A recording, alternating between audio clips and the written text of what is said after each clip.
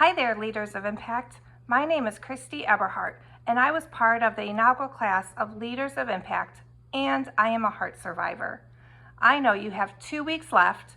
It's getting stale and tiresome, but please don't stop using your network to bring funds into the campaign.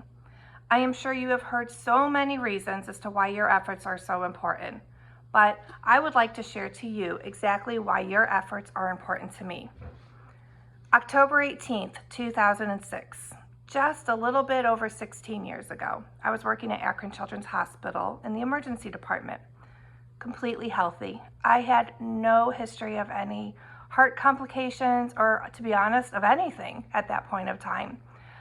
Excuse me. I went out to one day on October 18th to the bridge that connects the parking garage to the hospital to make a phone call. While I was on that bridge, I collapsed. I went into cardiac arrest. Cardiac arrest, it's where your heart completely stops. I had absolutely no heartbeat. The entire thing got caught on security camera since it happened to be at a hospital. Thank God. But something for you to know, while I was laying there, I had 5 people walk by me and leave me. They didn't attempt CPR. They didn't call for 911. I was at a hospital and they didn't yell for help. They left me. Luckily, I had a nurse close by and she heard the code blue called on me and responded.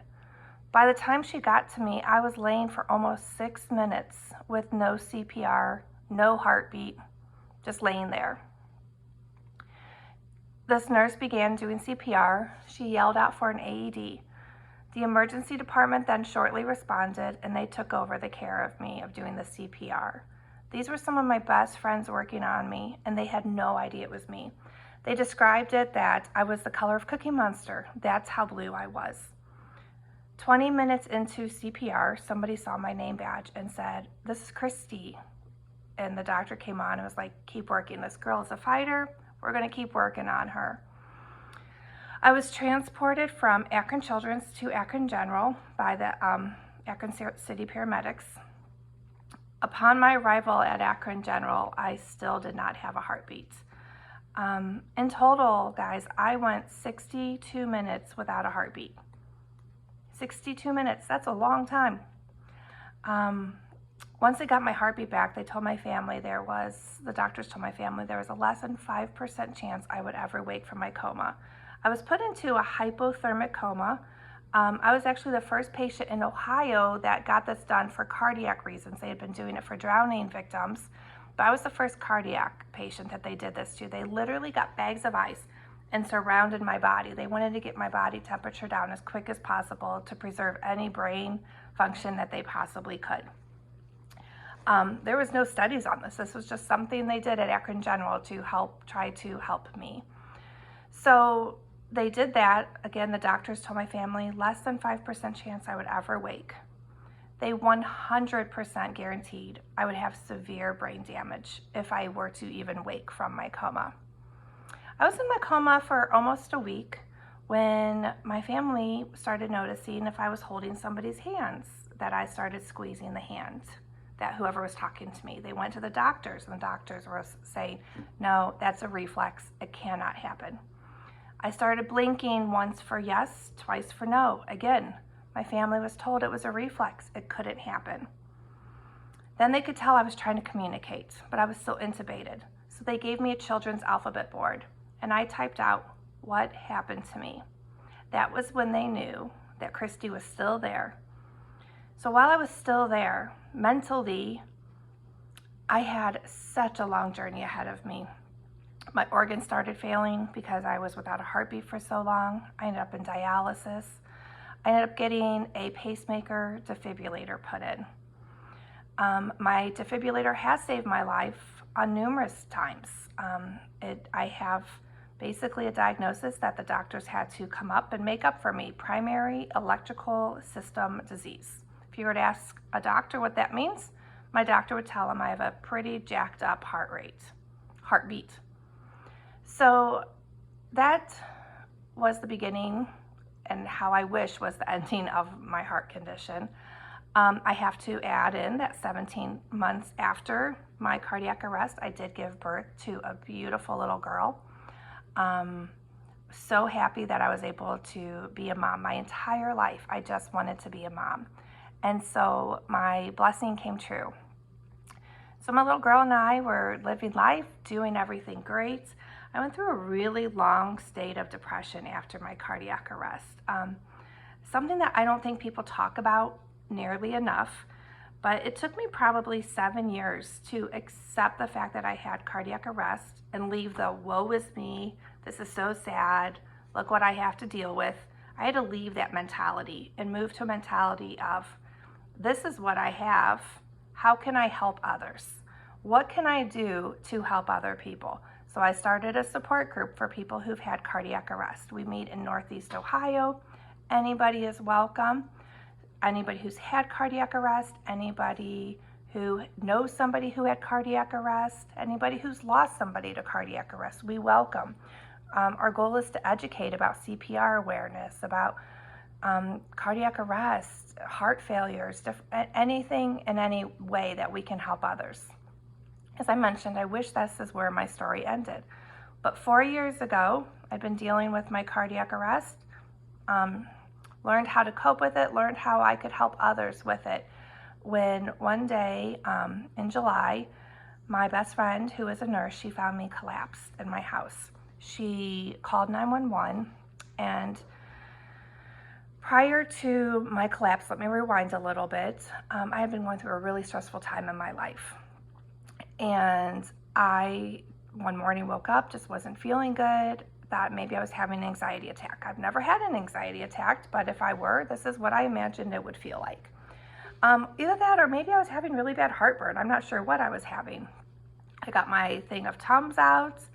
I called my best friend who is a nurse. She was about 15 minutes away. Like, hey, something's not right. Like, I'm not feeling good. And so she was coming over, and I went to unlock the front door, and that's when I collapsed. So that's where she found me collapsed. Called 911. I was kind of going in and out of like a conscious state. They got there. I remember I was sweating. My left arm hurt really bad. My jaw hurts. And somebody told me, you're having a heart attack. And I sat there and I argued with the paramedics. I don't have heart attacks. I have an electrical disorder. This is clearly not a heart attack. Like, just get me to the hospital and my doctor will fix all this. They will tell you that I'm having electrical issues. And they're like, no, ma'am, you're having a massive heart attack. I didn't really have the strength to continue arguing, so I just let them have their way for a short time. So on the way to the hospital, I remember hearing the paramedics, while I was in the ambulance, I remember hearing them talking to the emergency department. And I remember hearing them say, you better hurry up, you're losing her. And that's when I learned that things were not good. Things were not in my favor. I started praying. I was praying for my health, for them to get me there. But mostly I was praying that my little girl could continue to have a mom. I got to the hospital. I still was arguing that I was not having a heart attack when my doctor came in and assured me that, in fact, I was having a heart attack and I needed to go into the cath lab immediately. They took me into the cath lab, and while there, I was in there for a really long time. They couldn't figure out what was going on with me. We learned that I had a SCAD heart attack. It's called spontaneous coronary artery dissection. My main artery in my heart had an aneurysm, and it blew up. Basically, it dissected. I ended up having to have emergency triple bypass same day. That was a scary surgery, guys. That was a really scary surgery. I had a little girl at home who needed her mom. And before I went into surgery, they talked to me about the severity of the surgery and what very likely could happen to me in surgery. But my mindset said, no, this is not going to happen to me. I'm going to be a mom. I am here for a reason. And I told them, I will fight like hell. I am a fighter. Do not give up on me. If you don't give up on me, I won't give up on me. Let's do this together. As I went into the OR, they were playing the fight song for me. That is like such a special song. Had my surgery. Next day, my lungs collapsed. A whole nother journey. It was tough. It was really, really tough. But as you can see, I am here. I have been since diagnosed with something called FMD, fibromuscular dysplasia. What that basically means in a nutshell is where most arteries are very smooth, mine look like a beaded pearl necklace, and they grow aneurysms. So I just actually had an appointment last week. Every 6 months I get full scans head to toe so they can see all my arteries. They can keep an eye on my aneurysms. I have aneurysms in my carotids, which are your neck. I have another one in my heart, my spine. They're truly in every artery in your body. I have aneurysms and they can dissect. So this has changed my life dramatically. The hospital said, okay, we've had a cardiac arrest and now we've had a scat heart attack. What's going on with this girl? So they sent me up to Mayo Clinic up in Minnesota. They did tons of testing on me. It came back that my 2 heart conditions are not related. I have 2 heart conditions, basically a plumbing issue and an electrical issue that are not related. 2 things that people don't survive, and I have been given the opportunity and I have survived both of them. So I am here telling you that what you do makes a difference. What you do gives a mom like me an opportunity to continue being a mom. It gives a little girl an opportunity to continue having a mom. What you do has given me so many opportunities to educate others, to learn about the heart diseases that I have, because my 2 heart diseases are so rare and there is not a lot of research. We don't know if it's genetic. They are still trying to figure out if either of the heart conditions that I have are genetic. What you're doing, the money you are raising, is giving back so that we can learn, and if my little girl is going to have any of these heart conditions, and we can be proactive and get the doctors, able to have the medicine and the utensils, the tools that are needed to help her. What you do gives life, guys.